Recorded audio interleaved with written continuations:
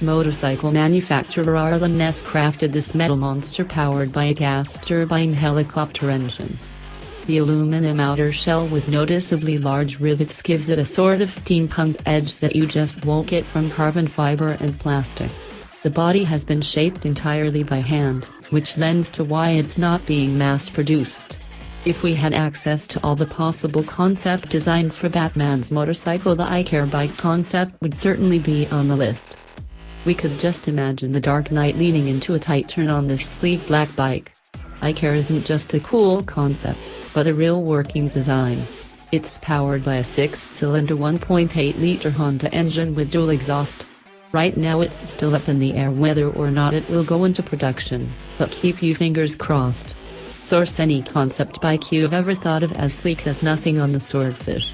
The Swordfish motorcycle concept by Alexandra Kotniarevsky sports an aggressive futuristic design and hubless wheels.